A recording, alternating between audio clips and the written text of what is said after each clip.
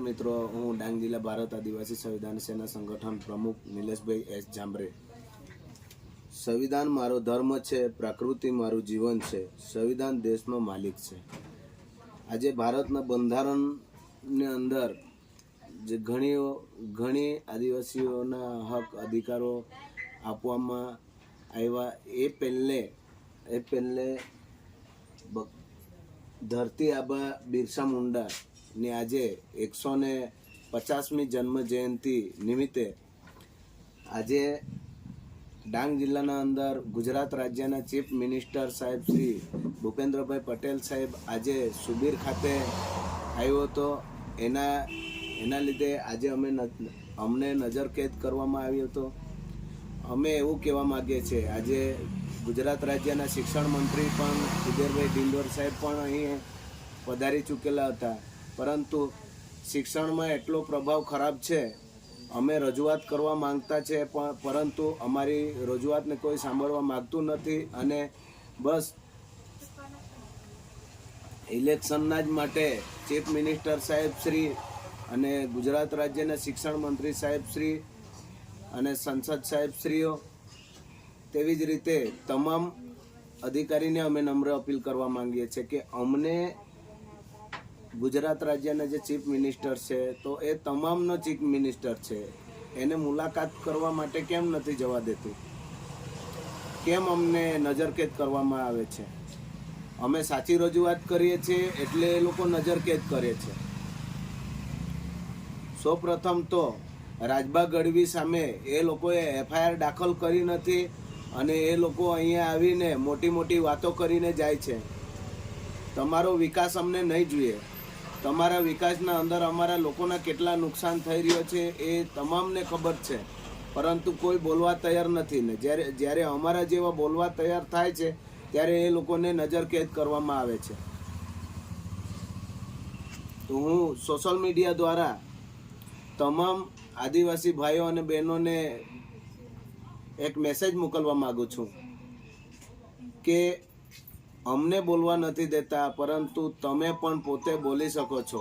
આ વસ્તુ આપણે પ્રેક્ટિકલી વિચારવું પડશે, કેમ કે આપણા જે આવનારા ભવિષ્ય છે, જે છોકરાઓ ભણે છે, એ લોકોને 1 થી 8 ધોરણ સુધી પાસ કરવાનો જે સરકારે સિસ્ટમ બનાવી છે, એ સિસ્ટમને તાત્કાલિક ધોરણે રદ કરવી પડે. કેમ કે આપણા આદિવાસી છોકરાઓ ભણી ગણી 8મા ધોરણ સુધી પાસ કરશે તો એ લોકો કાં નોકરી કરવાના છે? અને સરકારની સિસ્ટમ આવી છે કે પ્રાઇવેટ સ્કૂલને તો એ લોકો પ્રાયોરિટી આપી રહ્યો છે અને જે ગવર્મેન્ટ સ્કૂલો છે એ લોકોને પ્રાયોરિટી નથી આપતા. એટલે અમને એવું લાગે છે કે આદિવાસીઓને ફક્ત મજૂર બનાવવા માટે જે કામ આ સરકાર દ્વારા કરી રહી છે એ સ્પષ્ટ દેખાઈ રહ્યું છે. ત્યારે તમામ આદિવાસી ભાઈઓ અને બહેનોને અમે નમ્ર અપીલ કરવા માંગીએ છીએ કે તમે ક્યારે જાગૃત થશો? આજે બિરસા દાદાની આજે જન્મ દિવસની આપણે ઉજવણી કરીએ છીએ. જનજાતિના ગૌરવ દિવસ આજે એ લોકો કેમ ઉજવણી કરવામાં આવ્યા? 9મી ઓગસ્ટના દિવસે એ લોકોએ ગરીબ કલ્યાણ મેળા મૂકી દીધો. આપણા આદિવાસી સમાજ એક મંચ પર નહીં આવે એના માટે સરકાર નવા કાવતરાઓ બનાવી રહી છે. આજે ભગવાન બિરસા મુંડાની જન્મ જયંતિની ઉજવણીનો સ્વરૂપે તમામ લોકો એક મંચ પર આવતે, એના લીધે એ લોકોએ આજે જનજાતિ ગૌરવ દિવસની ઉજવણી આજેથી શરૂઆત કરી દીધી છે. અને તમામને ખબર છે આજે દેવ દિવાળી પણ છે. એટલે આદિવાસીઓના જ્યારે પણ દિવસો હોય ત્યારે એને નિષ્ફળ પ્રોગ્રામો થાય એ માટે આ સરકારની નીતિ અપનાવી છે.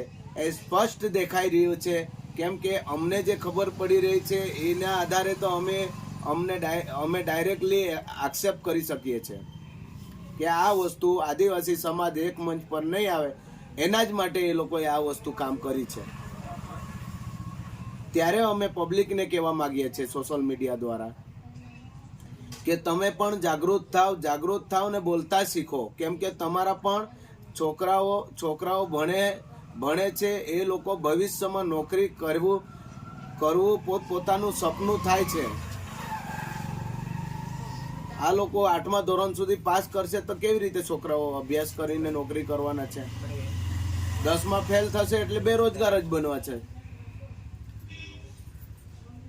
તમામ મિત્રોને હું દિલથી આભાર વ્યક્ત કરું છું કે આ વસ્તુ પર તમે ખરેખર ધ્યાન આપો અને આદિવાસી સમાજને ફક્ત મજદૂર બનાવવાનું આ લોકોનું ષડયંત્ર છે. તો આ વસ્તુ નાબૂદ થાય એના પહેલે આ જે શિક્ષણની પ્રણાલી જે ઊભી કરી છે 1 થી 8મા ધોરણ સુધી પાસ કરવાનો અને આદિવાસી છોકરાઓને જે બેરોજગાર બનાવીને એ લોકોના મજૂર બનાવવાનો જો કામ કરવાનું જે સરકારે કામ કર્યું છે, તો એના સામે આપણે મોટીના મોટી સંખ્યામાં ઉગ્ર આંદોલન કરવા પડશે એવું લાગી રહ્યું છે. કેમ કે બિરસા મુંડા જનનાયક, ધરતી આબા બિરસા મુંડા જે જનનાયક તરીકે ઓળખાય છે, એનું આજે 24 વર્ષના અંદર જ એનું જેલના અંદર જ એને મારી નાખવામાં આવ્યું હતું, 24 જ વર્ષના અંદર. તો વિચાર કરો, જે રીતે બિરસા દાદાએ આપણા સમાજ માટે લડત લડી છે, જળ જંગલ અને જમીનની લડતમાં એ પોતે શહીદ થઈ ગયો. બિરસા દાદાની જગ્યા તો આપણે નહીં લઈ શકીએ, પણ એના હેઠળ આપણે કામ તો કરી શકીએ કે નહીં? આપણે ભણેલા ગણેલા આટલી બેદરકારી રાખીશું તો આવનારા ભવિષ્ય આપણા છોકરાઓ કેવી રીતે જીવશે? તો ખરેખર એક મંચ પર આવો અને તારીખ 26 નવેમ્બરના રોજ સંવિધાન દિવસ છે. તે દિવસે આપણી મોટી સંખ્યામાં આપણે પ્રોગ્રામ કરવાની જાહેરાત કરીએ છીએ કે આપણે સુબીર બિરસા મુંડા સર્કલ ખાતે આપણે મોટો પ્રોગ્રામ રાખીશું. જય જોહાર, જય આદિવાસી.